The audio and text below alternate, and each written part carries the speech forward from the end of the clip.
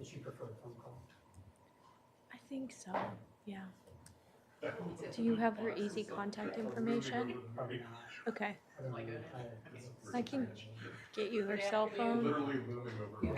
Good afternoon, everyone. I will call to order the February 6, 2025 meeting of the Santa Barbara Local Agency Formation Commission. Madam Clerk, could you please call the roll? Commissioner Freeman. Commissioner Guyer. Here. Commissioner Hartman. Commissioner Kiriako. Here. Commissioner Lee. Commissioner Magana. Here. Commissioner Mosby. Present. Commissioner Nelson. Here. Commissioner Patino. Here. Commissioner Richardson. Here. Commissioner Stark. Here. Let the record reflect that Commissioner Freeman, Commissioner Hartman, and Commissioner Lee are absent. Thank you. Could you please join me in the Pledge of Allegiance? I pledge allegiance to the flag of the United States of America and to the republic for which it stands, one nation, under God, indivisible, with liberty and justice for all. Next item on the agenda is the approval of minutes from the January 9th, 2025 meeting. I'll move them. Is there a second? Second.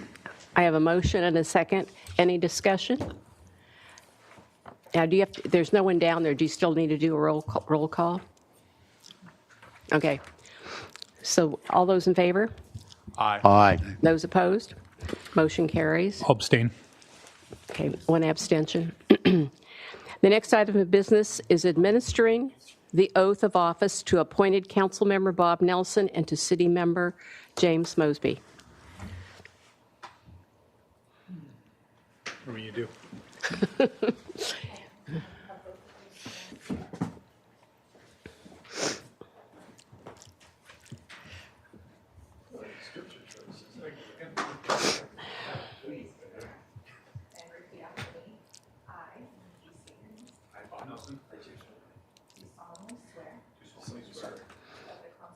That I will support and defend the Constitution of the United States and the Constitution of the State of California against all enemies,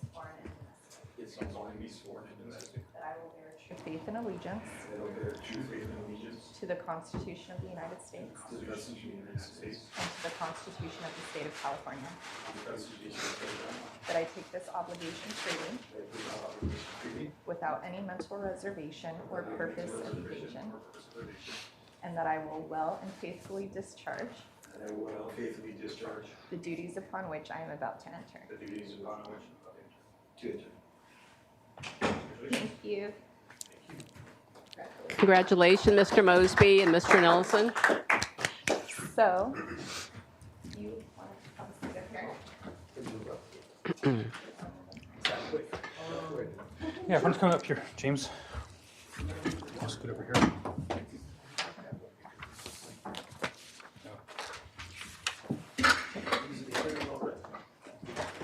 Chair Patino, Yes. just want the record to show that Commissioner Hartman joined. Oh, thank you very much, Commissioner. And Madam Clerk, are there any requests to speak from the public? Chair Patino and members of the commission, we have no request to speak. Okay. And that includes as I go on to public comment? Okay. That is correct. Okay. Now I have approval of the consent calendar. Does anyone have an item they wish to discuss or pull? None? I move this consent calendar. Do I have a second? Second. I have a motion and a second. Now we need a roll call vote now, don't we? Okay. Any discussion? Hearing none, could you please have a roll call vote? Commissioner Freeman. Commissioner Guyer. Aye. Commissioner Hartman. Aye. Commissioner Kiriako. Aye. Commissioner Nelson, Aye. Commissioner Stark, Aye. Chair Patino. Aye. Motion passes. Thank you. The next item of business is item 1. Will the clerk please read the item into the record? Chair Patino and members of the commission, business item number 1 is to consider recommendations regarding the work program for miscellaneous municipal service and sphere review covering healthcare, mosquito vector control, cemetery, housing, mediation, broadband, school and solid waste services, and approve the proposed outline and schedule. And the executive director will be giving the report. Thank Thank you, you. Chair. Good afternoon, Commissioners. A brief PowerPoint.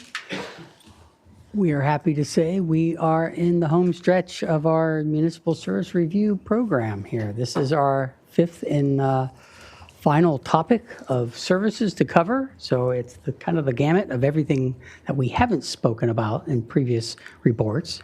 Includes the healthcare, vector control, housing mediation, broadband, and we're going to throw schools and solid waste services into those cities that we've been evaluating. So with that, we evaluate all of these agencies that get covered in this review. It's 19 in this particular service review. We'll look comprehensively at those services. The commission at your January 9th directed the work plan. This is included in that work plan. We've proposed an outline. We'll go over any public comments if there are any today, and then we'll take any questions and answers. So if we just look back over the last 4 or so years that we took under, we started here with police and fire and emergency services, and we covered those agencies that provided those services. The following year, we did water and wastewater and stormwater services. And that was a big undertaking. It included a lot of agencies involved. And then we moved on to transportation kind of related services that include street lighting, street sweeping, parking, street beautification. And then last year, we wrapped up the parks and open space and library services. And now we are into this other services and all these other categories. And so these are the 5 sort of volumes of topical services that we've been covering in our service reviews. When we conclude at the end of this year, which is the goal to, again, adopt by December, we should have covered all of the special districts and amended all of their spheres or updated all of their spheres of influences. The holdout here are the 8 cities, right? We've been studying those along the way. We've been deferring their service sphere updates until we conclude all of the 5 volumes. And then in start of 2026, we anticipate bringing forward the city's spheres of influence and adopting resolutions for those boundaries. So for this one, we're collectively going to analyze these 19 agencies. We're going to talk about their operations. We're going to talk about their finance and their performance, what kind of fees and rates and things that they have for some of those cemeteries. We're going to talk about their governance structure. We're going to look at their ability to provide the service that they're designed to provide. And then we're going to look at their importance within the area and a broader look at whether or not their spheres should grow or not. And what kind of impact they might have. And then we're going to include the required determinations from the state law, looking at both the municipal service review determinations and the sphere of influence determinations. So as the previous 4, we're proposing a similar outline. That way we can have a common structure in which to evaluate all of these agencies and ultimately adopt spheres of influence under the same sort of guiding principles. That is an executive summary with some key findings. Chapter 1 will look at the service review determinations. Chapter 2 would be their sphere of influence determinations. And again, for those single purpose agencies that weren't previously covered or need another service review, at this point, nobody needs an additional service review. We will adopt spheres of influence for those agencies. And then chapter 3 will be the individual agency's profile. So each chapter within that profile will cover specifically one of those 19 agencies. And then we'll have an appendix that acknowledges all of the work that's been done and the relationship of this particular service review to all the prior service reviews that have been performed, even back in the early 2000s. So next steps is to send out the survey questionnaire to all of the 19 agencies. That's included in your packet as attachment. Give them an early look at what we're asking for, try to help your staff understand and evaluate some of the documents that are going to be looked at. And your own staff will be going out on their web pages, pulling off documents, kind of jointly doing that work so that we can expedite our service review level. The response to that deadline is April 11th, at which point we hope to then, in earnest, get together and prepare a draft admin review. Sometime in August, late August, we'll send that admin review back out to those agencies, get their input, make sure we've dialed it all in for accurate information, allow a back and forth before we send out a public review draft. We'll send out a public review draft. Those same agencies can still comment if they happen to find something later in the review or something new comes up, along with any members of the public will be able to comment on that document as we release that in November, and then we hope to take action in December. So with that, we're asking you to accept this recommendation of this outline, this scope, this schedule that covers these services. And if there's any questions, we'll be happy to answer any. Any questions from the commissioners?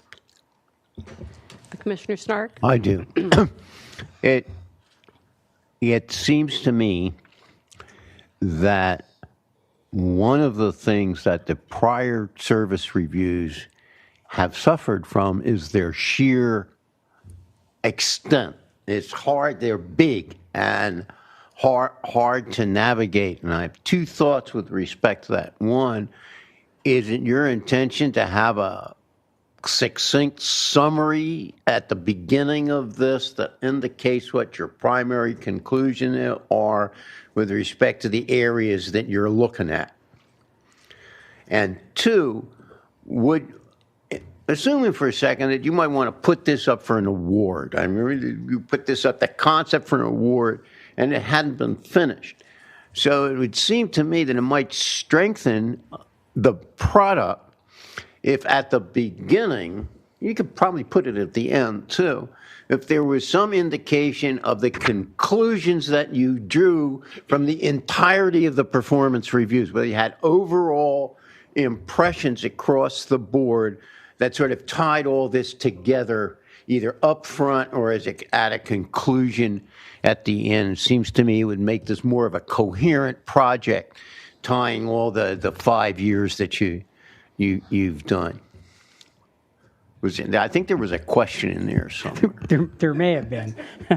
What I would say is, yeah, as we go through this process, staff brings back intermittently updates and status updates, and we inform the commission of what we're learning along the way.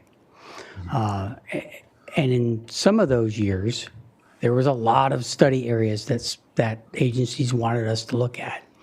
And we delved into those.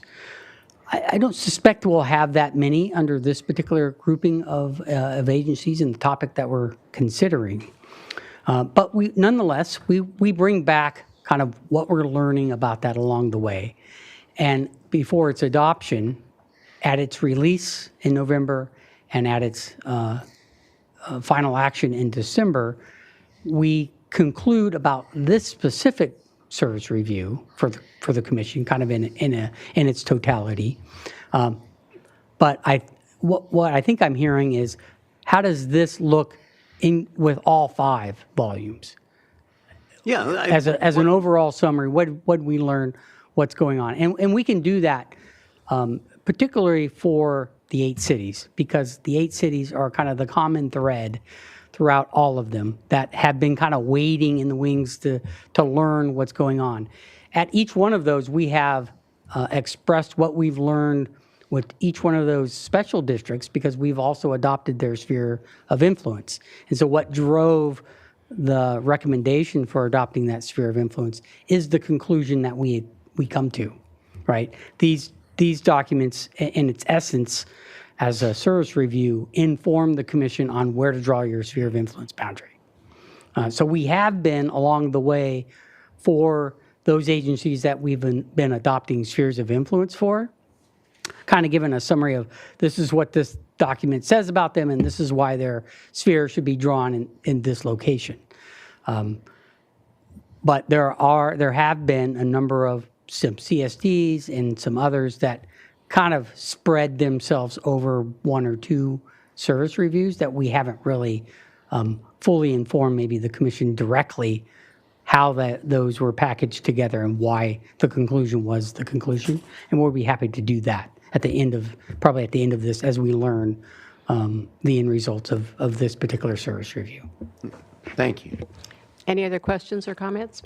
Commissioner Carriaco? I just want to confirm, is this and I think I know the answer to this question, is this really the one chance for cities that are looking at changing their sphere boundaries to do so? And it's like, if you don't do it now, you need to wait 5 or 7 years, or do cities still have the ability to bring forward sphere proposals outside of this process using the accumulated information as sort of a baseline? Great. Commissioner Kyriakou, through the chair, any city always has the ability to apply for a sphere of influence change at any point in time. It's convenient when we're adopting municipal service reviews and updating the sphere of influence kind of at the same time that we could piggyback those requests. And we often try to do that. But if we don't time it just right, or the city's not ready for that, then that city would just apply through the normal application process, right?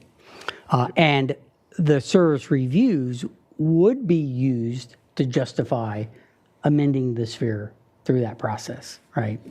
And again, just because we're sort of wrapping up the fifth in our round of service reviews doesn't mean that next year when we kind of start back over and we take some lessons learned and we start back in on police and fire and emergency services, cities will be part of that as well. And so every year we'll get to an opportunity for the city to inform the commission about where they are at with where they want to grow and their expectations. And so that's the goal kind of the program in and of itself, is it keeps the commission well informed of particularly the 8 cities, because there are urban centers and they have the most likelihood and propensity to grow and add population base and the need for housing. And so by doing it in this sort of series, it keeps the commission, who ultimately will have to make some decisions about whether the growth is appropriate at that particular time, well informed, right? And a service review that's recently tied to those decisions. And so it keeps communications between LAFCO and the city and ultimately decision-making on how to do those things. Okay. And would this municipal service review and others, would those serve as sort of a baseline going into conversations related to both spheres or annexations, recognizing that we're trying to move in the direction of having memorandums of agreement between, I don't want to say dueling jurisdictions, but different jurisdictions? Yes, exactly. That's all part of understanding where we want the county, ultimately countywide, where we see growth happening, where we think it's appropriate for growth to happen, and LAFCO's role in part of that conversation, right? We are not land use authorities. It's the city and the county that make those decisions. But at the same time, we have to make a decision about where a sphere of influence goes and where an annexation might occur. And so we sort of play kind of a third role in that discussion of growth for the county as a whole. And all of these service reviews will help sort of inform and educate along those discussions through an MOA process. Thank you. Commissioner Nelson? Yes, thank you, Commissioner Pino. Couple things. When these come out to us, at any point do we see financial situations that we might be, recommending some type of either consolidation with another district? Do we end up making those type of recommendations, or maybe dissolution if a district has liabilities that are exceed what their potential revenue looks like? Are those things that we might be making recommendations coming out of the municipal service reviews? Yes, short answer is yes. Have we seen that through any of the other municipal service reviews to this point? We have identified some financial discrepancies and limitations in some of the agencies, and we have noted those throughout our service review. It has not risen to the level under this particular analysis that we were recommending a dissolution of some sort, largely because this is kind of the first real sense of a service review that we have performed for at least 20 years or so. So I think we took a little bit of a softer landing in decision-making at this first round to really make sure we had a solid baseline and kind of a structure and format that was in place as we continue to roll this out and we get into the second tier of evaluation. If those same patterns haven't been resolved, I think you'll see recommendations much stronger to finding structural changes and fixes. So do we have a list of, I guess, red flag or yellow flag type of districts out there that you saw through these other recommendations that are, potential challenges? Do we have that? We don't have it in a list form. But they're embedded in some of They're these. they're embedded in the service review. Okay. About the challenges they faced. And often you'll see that in the challenges and opportunities sections that we highly focus on. But then again, you'll see it in the financial sections where we're talking about that. And we'll note a number of them that we documented weren't able to provide audits or weren't able to provide budgets. And so those are concerns and red flags that we're seeing, and we're communicating with those agencies along the way. But again, I think if that pattern continues, you'll start to see staff's recommendations sort of rise to a more meaningful.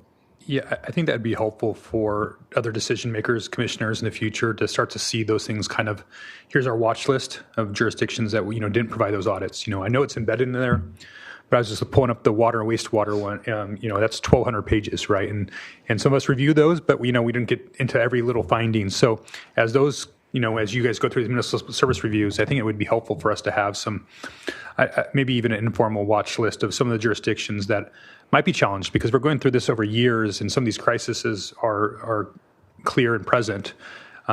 We as decision makers back at our home districts, we may need to act, and so that's where we connect the value of these municipal service agreements to our reviews, to our day-to-day activities. So just want to throw that out there. And then the other piece I wanted to mention was, once we get done with this, then we'll have the cities look at their growth, right? That's kind of the next step. But I think the county needs to be on there as well. We are given the same level of, growth targets, often greater than the cities. And so I know it's not traditional. I know at LAFCO, that was kind of the concept was that urban growth was not going to happen in cities. But somewhere at the state level along the ride, they said, no, urban growth is going to happen in the counties too, in the unincorporated areas. So I think unincorporated county needs to be, a player in that evaluation. We look at that when we look at the growth, because whether we like it or not, we're getting, thousands of units that are, demanded upon us from the state to be built in these areas. Whether we like it or not, we've developed unincorporated communities that have become quite large. And so, I think that needs to be a part of the thought process as we move forward. It's not, urban, city, and then rural county. It's urban county as well. And I think that's something that we need to be looking at when we go to that final stage of the municipal service reviews. Any other questions or comments from the commissioners? Commissioner Hart? I have a response to that, you want? Oh, okay. Chair, you wouldn't mind. So I would agree that there are urban unincorporated areas, and I would agree that we can sort of put somewhat of a watch list, kind of. I think it tied to Commissioner Stark's point of wrapping this all up at the end and how they tie together. And we can probably express some of the most challenging areas and communities. I will caution trying to evaluate the county because under state law, the county does not fall under LAFCO. So we don't really have a nexus to do that. So I'm not quite sure how we treat the county like we treat all other special districts and cities who are directly under our purview. But I get the sentiment of trying to understand where these unincorporated urban areas exist and how could they better be fit into the conversation. Largely, I think we're trying to do that through the MOA connectivity through that, where we're balancing county and cities conversations. But I honestly, I don't think we can do a service review for the county, kind of a direct connection like we are for others, just because we don't have that legal nexus under Cortese-Knox-Hartsburg. So we have the county, we have the county all throughout these municipal service reviews as evaluating them for services. As a CSA, as those, we can, right? So we've looked at CSA 5 out in Norcut. We've looked at, North County Lighting. The challenge becomes those agencies are very specific to their service. And I think the type of analysis that you're wishing to have done rises it to a level where we're not evaluating those for land use or growth potential because it's open space maintenance or it's lighting, which is a different service model, right? We did look at like Laguna County sanitation because that's certainly has an implication of urban growth potential. And so under where it fits, we can look at that, but where it doesn't, I have a hard time drawing that nexus. Okay, well, I think it's an ongoing conversation we should continue to look at just because, I know traditionally counties have shrunk and cities grow. I mean, that's kind of how this typically works. But as these, our goal here is to figure out who's the best prepared to provide services to the end user. And sometimes that's the county, sometimes that's the city, especially as the county in a lot of areas have been urbanized. And the state sees us as urban areas and, again, gives us allocations on housing that are significant. And so you can't pretend that doesn't exist in the scheme of things when you're delivering services, because then what you get is underserved communities that are continue to be built up but don't have the services that a city would have. Originally, that was the difference between cities and unincorporated areas, but now they're often treated very similarly by the state and the requirements, and there's no distinction there.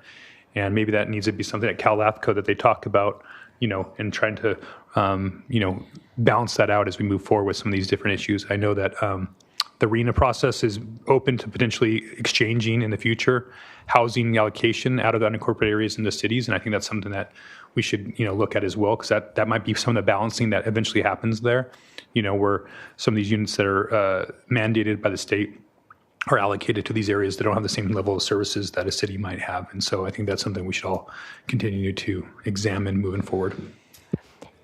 And this is Commissioner Hartman. May I weigh in? Oh, I was going to call on you just now. Commissioner Hartman? Thank you so much. I think Commissioner Nelson has put his finger on something important. You think of Isla Vista or Orchid in particular. I wonder if we could at least look at some of our benchmark counties and see if this has come up as an issue for them and how they might handle it.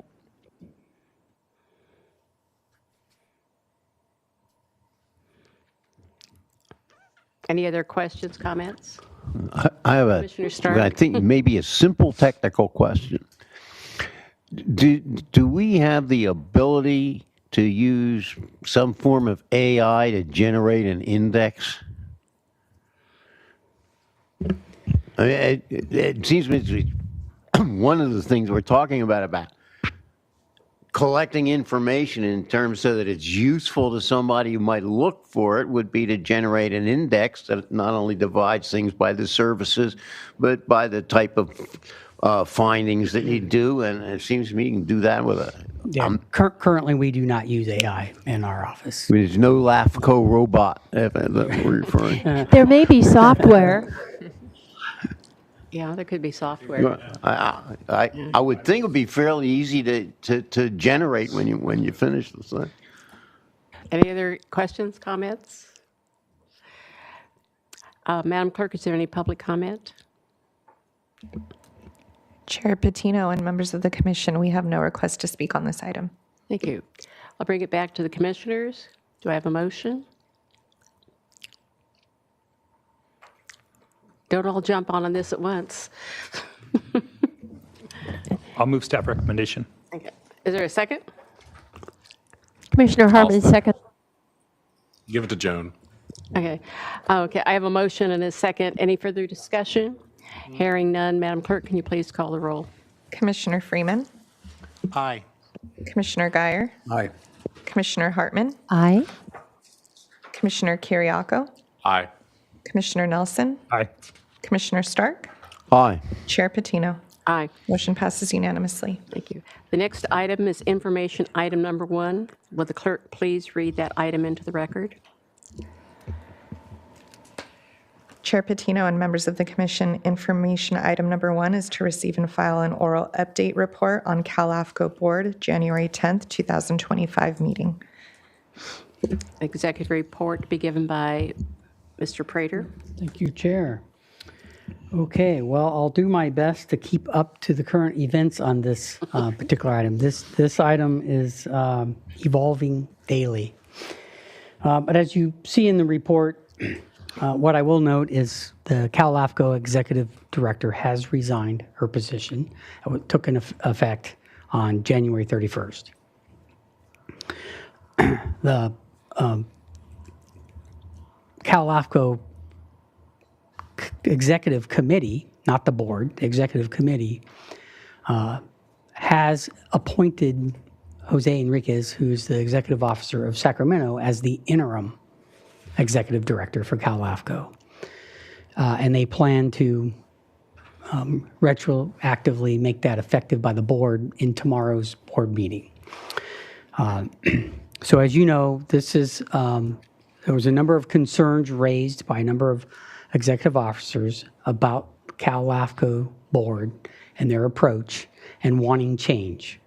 So they held a meeting on January 10th. Some of our commissioners attend. I attended via Zoom. It did not go well. I think it was a continued bit of a mess of a meeting and how they approached the concerns and the agenda, the items on the agenda, which were lengthy at best and were difficult to get through. In the end, I think a number of LAFCOs walked away even more impassioned about their concerns than they felt good about it. However, in sort of a last minute of the board's decision-making, they blitzed through a number of items that were on the agenda, one of which was to pass the membership dues. So they passed the membership dues with the increased CPI that was requested. So they did take that action, and that is the landscape that we operate. Our understanding is today. On the heels of that, kind of after that meeting, they did appoint the 4 deputy executive officers, one from each of the regions, to collaborate with the executive director at the time, and now Mr. Enriquez, to work together on addressing the concerns that the EOs laid out in their letter. And so they have done that. They've come back and have proposed a number of changes to the LAFCO bylaws and policies that address those concerns. And tomorrow they're holding another Zoom meeting, virtual meeting, to go over all of that as outlined. And I've tried to keep the commission appraised of that meeting. You're welcome to attend as well and sit through whatever decisions they ultimately make for LAFCO as an organization.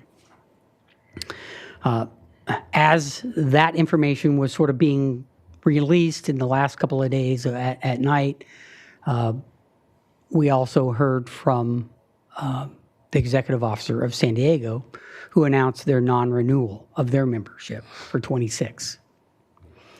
And so they did, in that statement, leave the door open to come back. Should LAFCO and the board sort of work things out to their satisfaction, they wanted the opportunity to become a member again and ultimately pay their dues. So the concern that obviously we had at the commission previously, and kind of we still probably share, is how does that affect us, our dues membership, and what kind of bang for our buck are we getting for that kind of payment? So what I will share with the commission is that as we're looking at the budget early on, with the increase of the CPI, I think our budget can sustain that cost. And I would recommend to this commission that we sort of stay engaged and with the membership while we at least allow another year of this sort of working out the bugs of what the membership is looking for. So I think we should give them the opportunity to do that, pay our dues, stay as a member, stay engaged, and monitor the situation. And certainly, I think that may change if what San Diego has indicated they're going to do stretches out to other LAFCOs and ultimately affects our dues membership. I think we reevaluate our position at that point and decide, are we getting meaningful enough for our membership dues? Are we getting something out of the LAFCO? But for now, I think they're making good strides. They put together a number of changes that seem to be acceptable. They're going to hold a hearing tomorrow, consider those. Hopefully they adopt all of those. And we'll just kind of continue to stay engaged and see where it goes. So that's kind of my update that I would give to the commission at this point. I'll keep the commission kind of in the loop, probably through email chain. As this thing evolves and decisions are made, I'll inform you, and we'll keep it on our agenda. If things are going in a different direction, we'll certainly continue to bring the information back for the commission to decide and weigh. Up until then, I think we're just sort of monitoring to make sure that they do what they say they're going to do, and that we get the organization back on track, and we get engagement from everybody. Thank you. That's Any my questions from the commissioners? Commissioner Stark? I have a couple of questions. First one's pretty straightforward. Are any other counties other than San Diego contemplating withdrawing from LAFCO at this time? My recollection is that San Bernardino and maybe Orange was thinking of this and hadn't made a decision as yet. San Bernardino has withdrawn their membership. They took a formal action. That informed the LAFCO board at their January 10th meeting. Now, San Diego has made a notice that they intend to. Now, there's still time, so if things get worked out, the membership dues isn't technically due until the end of July, so they could re-engage between now and then if things are worked out with LAFCO membership. So I'm not counting San Diego out quite yet, although they put a notice on that. Orange County was another county. I think in total, there were probably 7 other counties that contemplated that. Nobody has formally expressed that opinion. But amongst the EO listserv, there was a handful of LAFCOs that were kind of monitoring other LAFCOs. And I think they were in a similar position as us, is if a number of them drop off the membership and that significantly alters our due structure, we too will have to reevaluate our position. Thank you. It would occur to me at some point there's a tipping point that the organization can't continue to sustain itself if enough of its significant members withdraw, and that's what they're afraid of if I catch your meaning. Yeah. Oh, my second question. Did they announce a plan for recruiting a new executive director? My recollection is I was on the Cal LAFCO board when they appointed Renee, and it was a hell of a time. They had a hard time getting somebody with the right qualities that was willing to work for anywhere near the money that Cal LAFCO had available to pay. So do they have a recruitment plan in mind? Commissioner Stark, to the chair, as of today, they have not announced that plan to our memberships. I suspect they're working on that. And right now, they're just trying to stop the bleeding of memberships jumping ship, right? And appointing an interim who's in Sacramento that can function, as the need fits for now. But I suspect, maybe even part of tomorrow's meeting, or certainly their strategic plan coming up in March or April, whenever it is, that will be highly on their list of putting together a package of recruitment and who to get. Just one last follow-up. Have they made an announcement as to how they intend to handle their lobbying situation?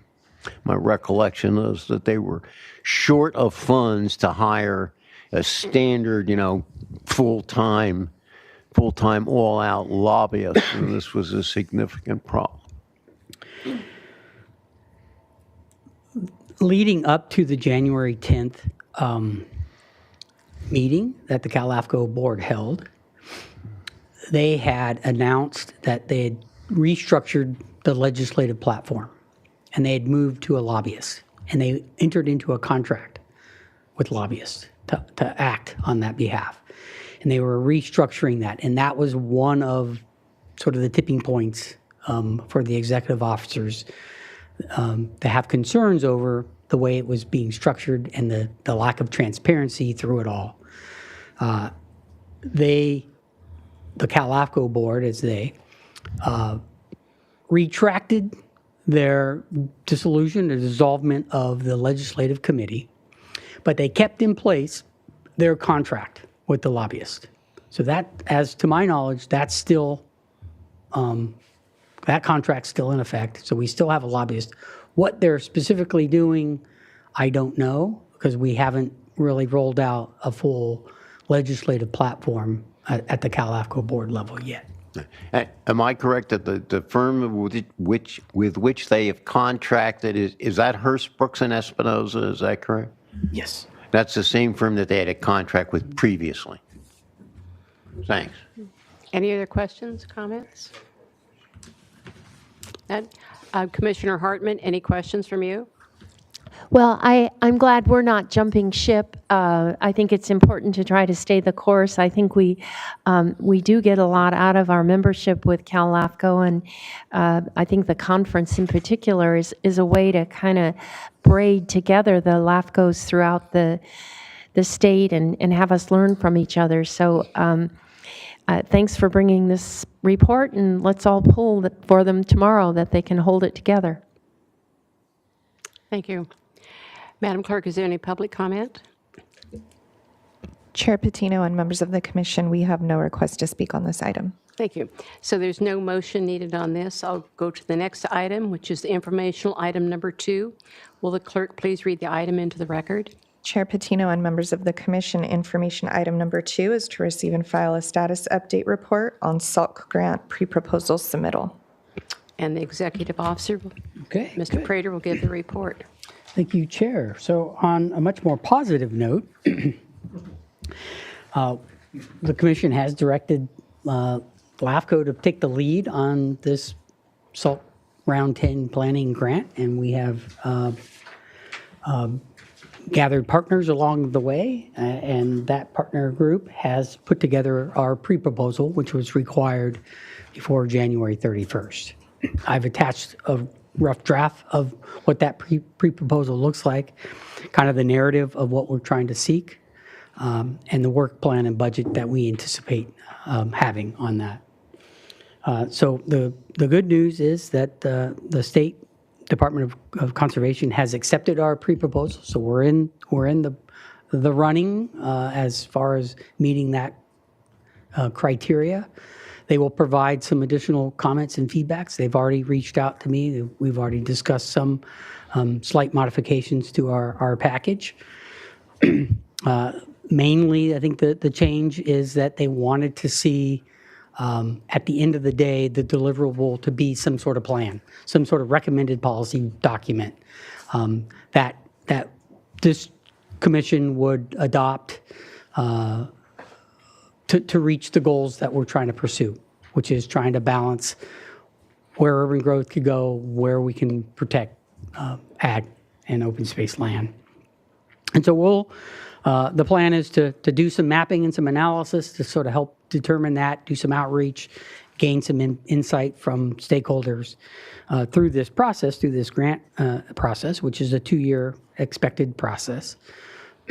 And then we'll ultimately probably put together some sort of packaged recommended policy plans on what we foresee fit that agencies can do to implement those particular goals that we've determined are successful throughout this grant process.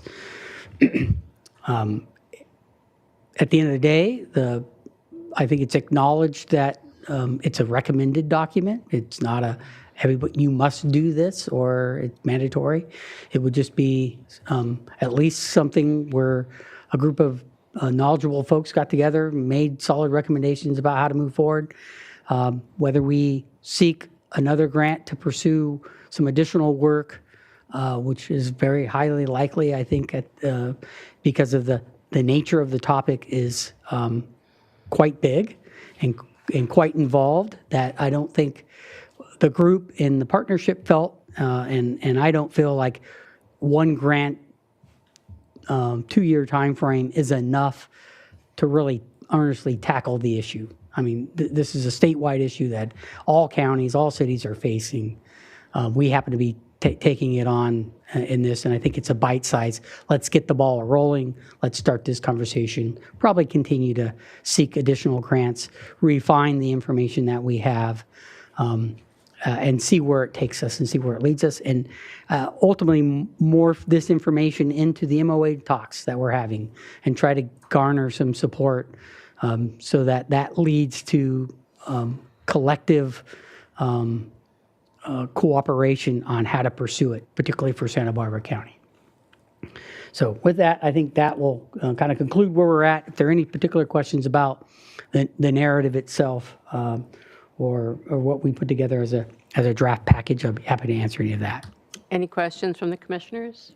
Commissioner Starr? I just have one small conceptual question. Am I correct that a part of the content of the pre-application that you propose was done in consultation with the people that are giving the grant, so that some of the more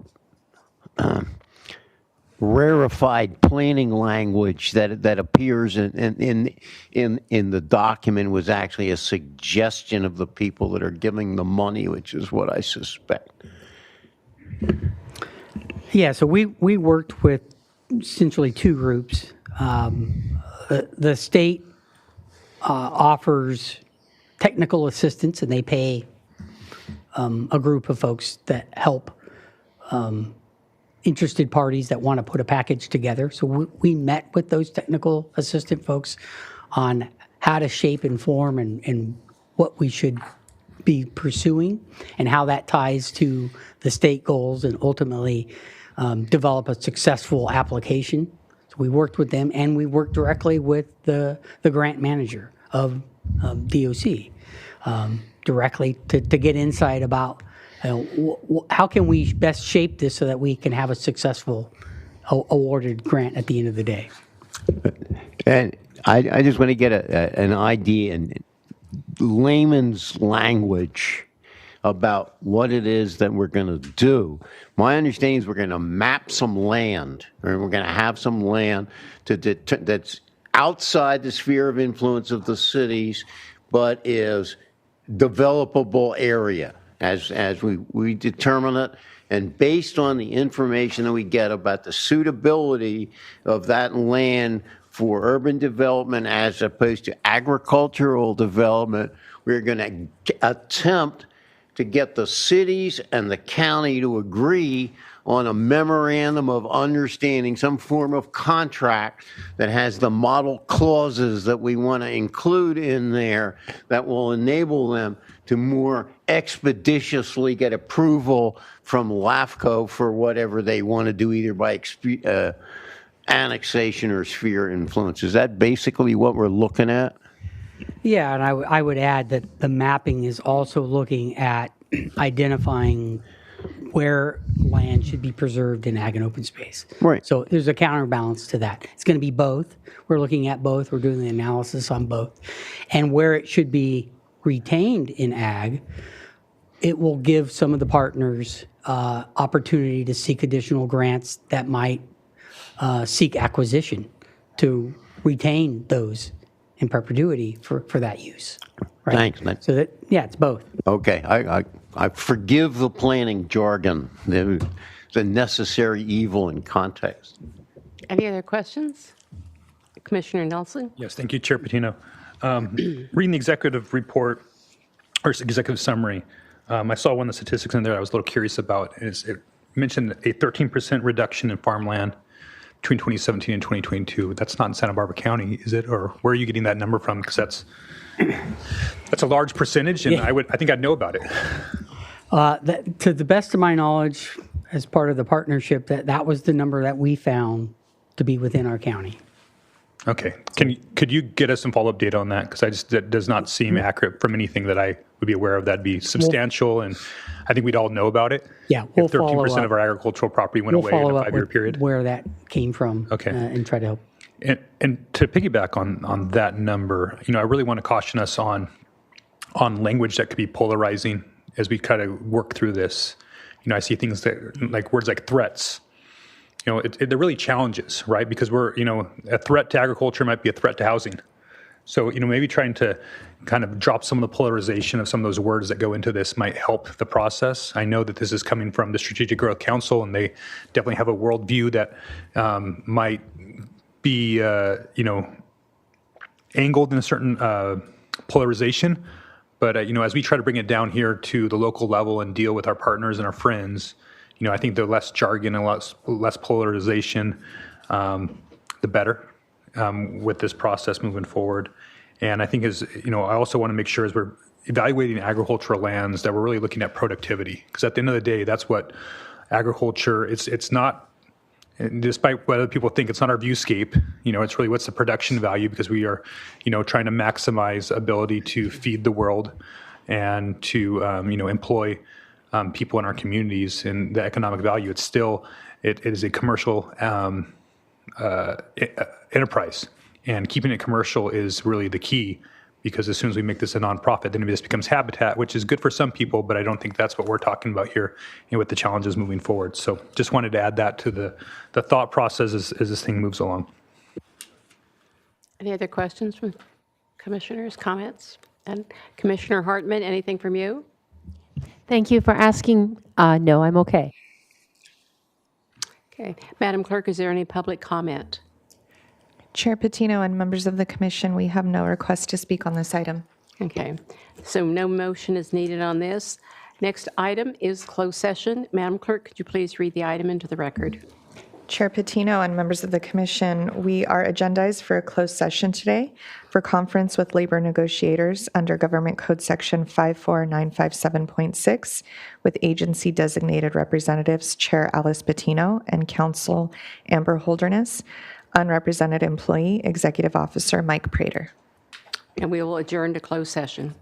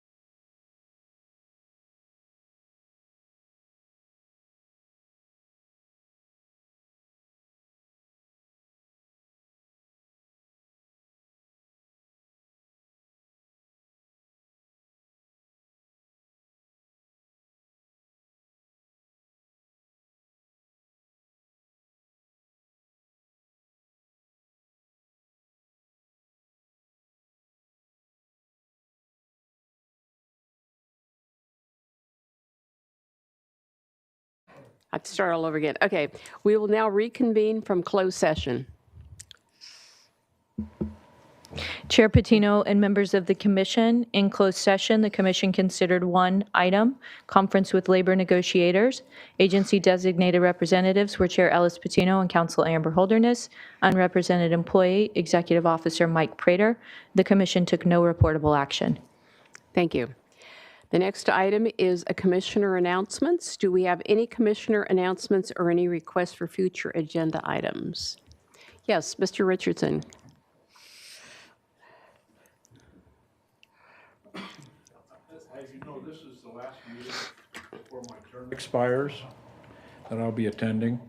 I want to say thank you all very much for tolerating my silence. And it's been this iteration of the commission is the second iteration I've been involved in, and I'm glad to meet old friends and make new ones. It's been a great experience for me, and I really appreciate it. And I'm sure that Roger will do a heck of a job to replace me, but he'll still be in the shadow of Shane like I was, you know. So it's really good working with all of you, and thank you again so much. It reduces my my board meetings down by one, so I'll be all right. Thank you. Thank you, Mr. Richardson. Oh, by the way, that's Jim. Okay. Any other commissioner announcements? None? Hearing none. So now we'll go to the executive officer comments. Mr. Prater. Thank you. I have no further comments. He said he had none. Okay. So now we are adjourned until Thursday, March 6, 2025, at 1 o'clock in Santa Barbara. Thank you very much. Bye-bye.